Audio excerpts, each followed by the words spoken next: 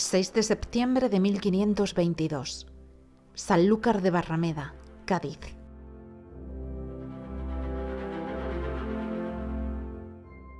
Desde las marismas del Guadalquivir se divisa la llegada de un único barco con bandera española, un barco de vela panzudo, de borda alta y manco, sin remos, castillo a proa y popa redonda.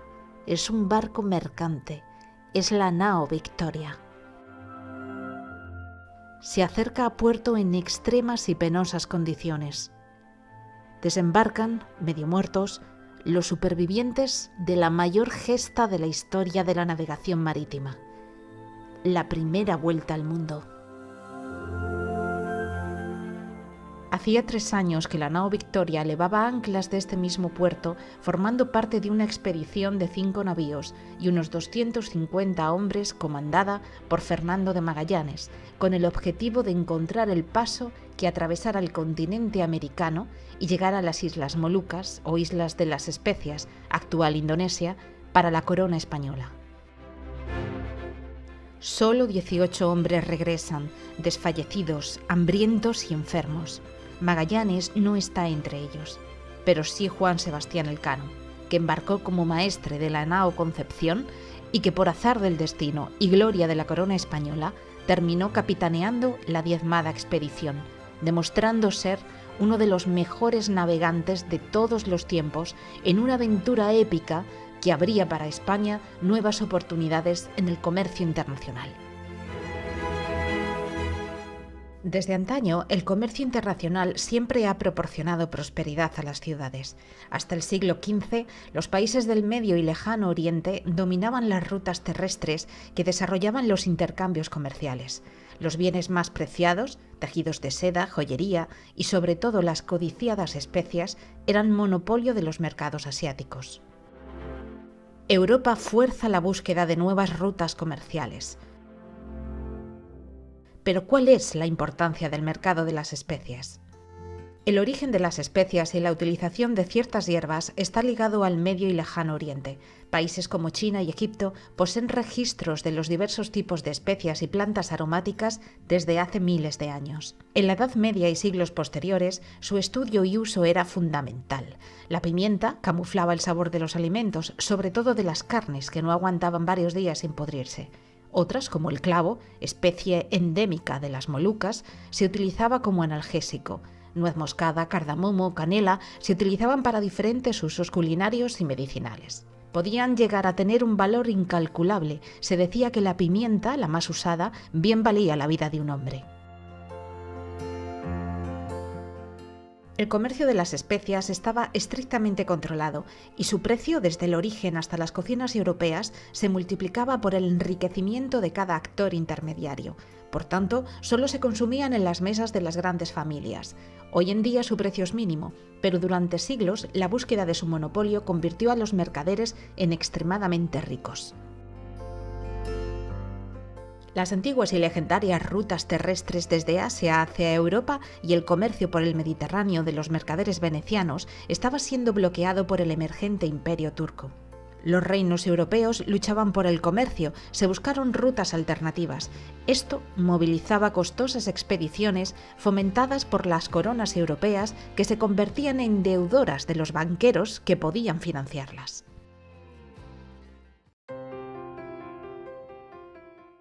Se despierta un incesante avance de las técnicas, instrumentos y ciencias que permiten la búsqueda de los productos asiáticos surcando largas travesías por mar.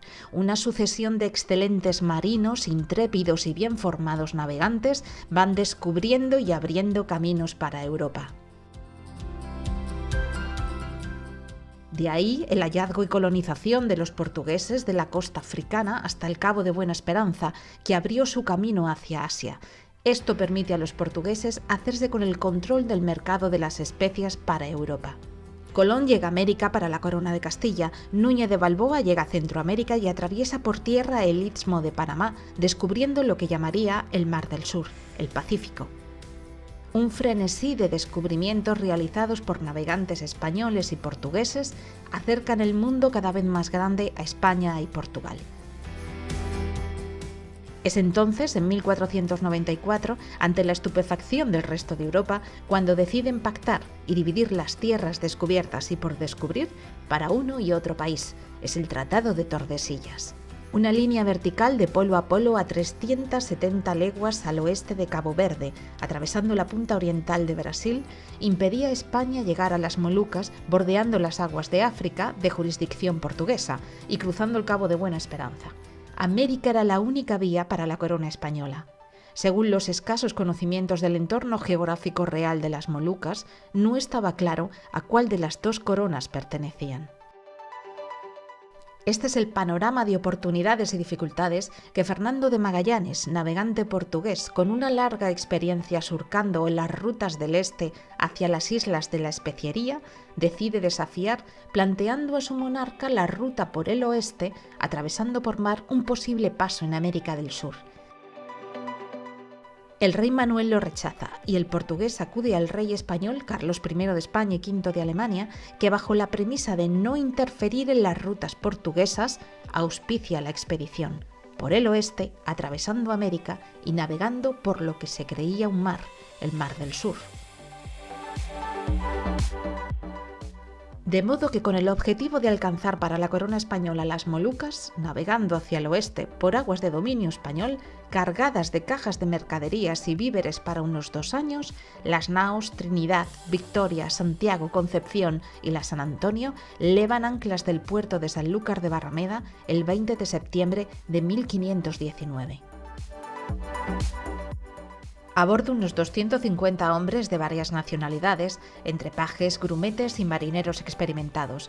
Uno de ellos, Juan Sebastián Elcano, vasco, de Guetaria, enrolado como maestre en la nao Concepción, y como capitán general de la expedición con bandera española, el portugués Fernando de Magallanes, a bordo de la nao Trinidad.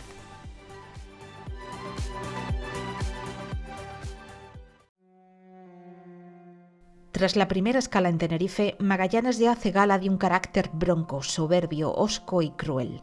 Esconde su rumbo al resto de la tripulación y desde la primera queja que recibe, inicia una sistemática y despótica actitud de castigo. Esto genera una gran desconfianza de los mandos españoles que se acrecentará a lo largo de la travesía. En diciembre llegan a Río de Janeiro y se aprovisionan de agua y víveres frescos, continuando rumbo al sur por la costa americana. Sin embargo, al continuar escondiendo el rumbo o derrota a sus mandos, contraviniendo las órdenes del rey, los 3 capitanes españoles de la expedición encabezan un levantamiento junto con 44 tripulantes más. La represalia de Magallanes es terrible, ordena su ejecución, pero no pudiendo prescindir de tantos hombres, a 2 de los capitanes españoles, Mendoza y Quesada, los manda descuartizar y son abandonados en la costa sin enterrar. Al tercer capitán lo abandona en tierra salvaje, a otros los descoyuntaría, falleciendo varios de ellos durante el brutal castigo. Meses después, llegan a la boca atlántica del estrecho que lleva su nombre, punta sur de América, 32 kilómetros de ancho de entrada que separan el extremo del continente de la isla de Tierra de Fuego, pero a lo largo del paso llegará a estrecharse hasta los 3,7 kilómetros. En esta exploración, la nao Santiago naufraga y los 4 barcos restantes quedan inmovilizados por los furiosos vientos huracanados y las tempestades. Los vientos dominantes en esta región tienen una dirección oeste-este y alcanzan velocidades endiabladas por la escasa presencia de masas continentales que actúen como barrera. Antes de alcanzar la salida del estrecho, la nao San Antonio avanza en la exploración. El resto toma otro ramal del tortuoso y laberíntico camino hacia el mar. Al volver al punto de encuentro no halla el resto y decide volver a España por donde llegó. La tripulación de la San Antonio, capitaneada por un portugués, llega a Sevilla meses después. Es tratado como un desertor. A lo largo de las 100 leguas del estrecho, unos 550 kilómetros, sufrieron fuertes corrientes, olas de varios metros de altura y campos de algas laminarias que se enredaban en los timones. La gran profundidad del estrecho impedía fondear, por lo que los marinos debían echar cables a tierra adentrándose en un laberinto de canales y pasos. Aquellas costas estaban pobladas por caníbales que con sus hogueras hicieron creer a la tripulación que se trataba de una tierra de fuego, de ahí su nombre. En noviembre de 1520, a más de un año de su salida de España, las 3 naves que aún quedan en el angosto estrecho consiguen por fin atravesarlo y avistar el mar. Aquel mar del sur que vio por primera vez hacía algunos años Núñez de Balboa desde el Istmo de Panamá. El estado de la tripulación ya es lamentable, enfermos del escorbuto y falto de víveres. No obstante, Magallanes cree estar cerca de las Molucas y decide continuar. Sin embargo, la realidad es que aquel mar del sur es realmente el océano más grande del planeta, el Océano Pacífico, y la distancia a las Molucas que tendrán que recorrer es de unos 18.000 kilómetros. Más de 3 meses en una gigantesca masa de agua desconocida. La tripulación sufre terribles consecuencias. Llegarán a comer ratas y cuero reblandecido con agua de mar. En marzo de 1521 llegan a las Islas Marianas milagrosamente. 3 días después de que Magallanes atacara el poblado y robara los víveres, contraviniendo de nuevo las órdenes del rey, zarpan avistando las Filipinas, donde el portugués encontrará la muerte a manos de un rey de una isla que Magallanes se empeñó en evangelizar. En el combate entre los indígenas y Magallanes, con parte de su tripulación, este es alcanzado por flechas envenenadas y rematado a machetazos. El líder indígena, Lapu Lapu, se niega a entregar el cadáver y la tripulación española sale de allí dejando los restos de Magallanes, de los que nunca más se supo.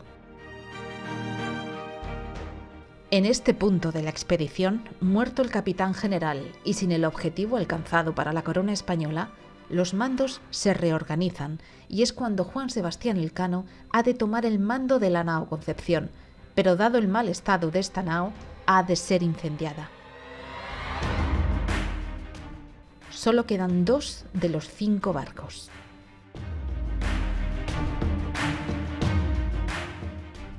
Poco después fondean en Brunei y establecen relaciones cordiales con el rey local.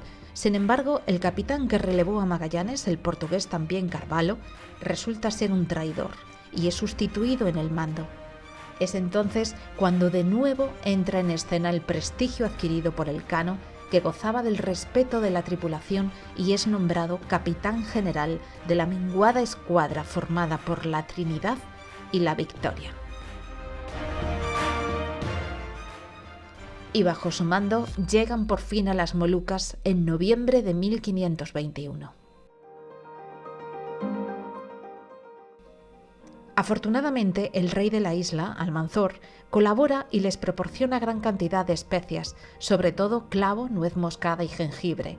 En estas islas, que sería la actual Indonesia, viven un tiempo tranquilo, de bonanza y bien alimentados. Un tiempo que no podía durar mucho. Acechan los portugueses, que llegan surcando tranquilamente sus aguas jurisdiccionales en un viaje más cómodo bordeando África y el Índico. Apenas zarpan los españoles, una enorme vía de agua se abre en la nao Trinidad. Imposible continuar navegando. Deben quedarse en reparación en las Molucas. Esta tripulación regresaría a España muchos años después, tras un sinfín de lamentables padecimientos. Solitaria navega la nao Victoria, cargada hasta los topes de especias, con la misión cumplida para la corona española y comandada por Juan Sebastián Elcano. En estos momentos, Elcano es consciente de que más allá de haber alcanzado el objetivo de la expedición, ha llegado navegando por Occidente al mismo punto al que Portugal llega por Oriente. Se enfrenta, pues, a una decisión trascendental. Siguiendo criterios técnicos y siendo un gran conocedor de los ciclos del monzón, supone una travesía de regreso más rápida por las aguas enemigas con una nao ya en precarias condiciones. Desafía el peligro y emprende rumbo hacia España, surcando la jurisdicción de Portugal, desobedeciendo las indicaciones del rey de España. Sabía que el reino rival no iba a permitir que una nao castellana recorriera sus aguas cargada de especias, de modo que para esquivar los barcos portugueses le espera una travesía larga y complicada, pues de ser avistado sería preso o muerto. Estamos ante un gran líder, un experto con extraordinarias cualidades como navegante, al que no le falta valor.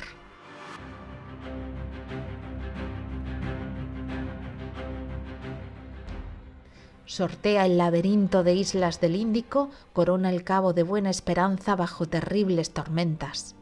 Las fuertes borrascas, el frío y la mala mar les obliga a amainar varias veces. El cano cambia de paralelo, pero el viento les obliga a navegar en zigzag. Es tan fuerte que parte el mástil y el trinquete. Por fin, el 19 de mayo cambian rumbo al noroeste y se abocan por fin al Atlántico, que les empujará con vientos favorables. Continúan paralelos a la costa africana, pero sin ser vistos por los portugueses. Tras 7 meses de navegación desde Filipinas y dado el lamentable estado de su tripulación, decide recalar en el puerto de la isla de Santiago, en Cabo Verde, aun a sabiendas de que encontrará un destacamento portugués. Con el fin de no ser apresados, la tripulación acuerda engañar a los portugueses contándoles que llegaron a Cabo Verde víctimas de una tormenta que les derivó de su rumbo a América y rompió el trinquete de la nave. Los portugueses lo creen y colaboran. En estos momentos es cuando la tripulación española se da cuenta que es un día más de lo que ellos llevan perfectamente anotado. Y es que al haber dado la vuelta al mundo hacia poniente, habían perdido un día. Pero esta calma no podía durar mucho. Algunos tripulantes cometen la torpeza de intentar mercadear con las especias que traían en el barco. Los portugueses se dan cuenta del embuste y apresan a algunos españoles que no llegan a tiempo a embarcar a toda prisa para escapar. Sin tiempo para aprovisionarse de víveres, la nao sale de Cabo Verde. El cano esquiva de nuevo la persecución, navegando en contra de lo esperado, hacia las Azores.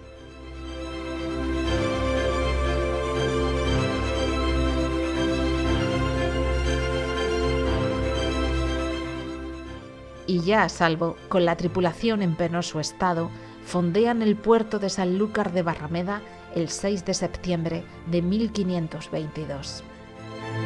Solo son 18 hombres, medio muertos, pero han realizado un viaje trascendental. El cano, plenamente consciente de su decisión, se aventuró a navegar la tierra en toda su redondez, y lo consiguió.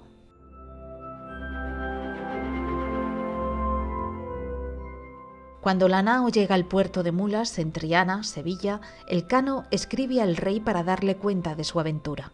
Hacía 3 años la expedición partió de España hacia Occidente y ahora regresa por el Oriente tras recorrer 32.000 millas náuticas, 78.000 kilómetros, descubrir el paso que atraviesa América y navegar grandes océanos. Habían alcanzado por fin las costas españolas con la bodega de la nao llena de especias cargadas en las Molucas. Acaban de completar una de las mayores hazañas de la historia. Han sido los primeros marinos en dar la vuelta al mundo, cambiando para siempre la percepción y el conocimiento de las dimensiones reales de la Tierra.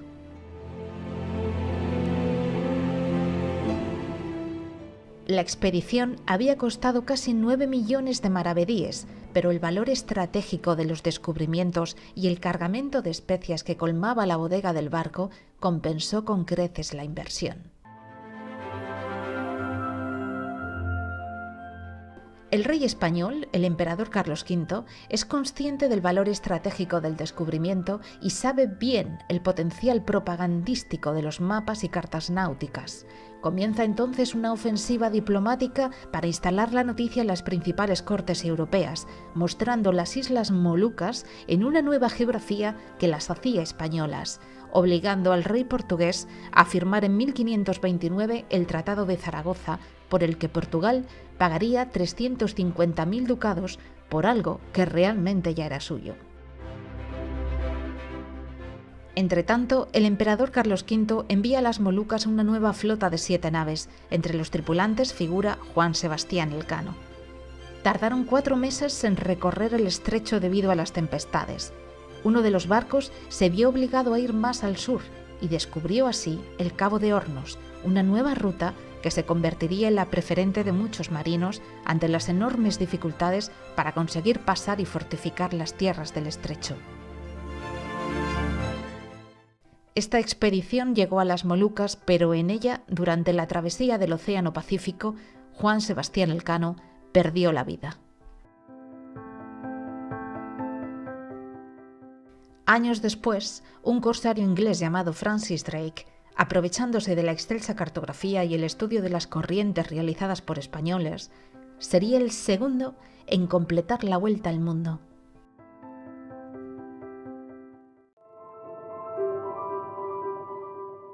Habían transcurrido 60 años desde que Juan Sebastián Elcano lo consiguiera por primera vez.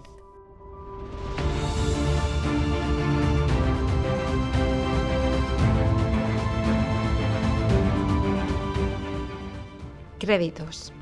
Imágenes del Museo Naval de Madrid. Documentación, boletín número 64 de la Sociedad Geográfica Española La Primera Vuelta al Mundo. Y la página web rutaelcano.com.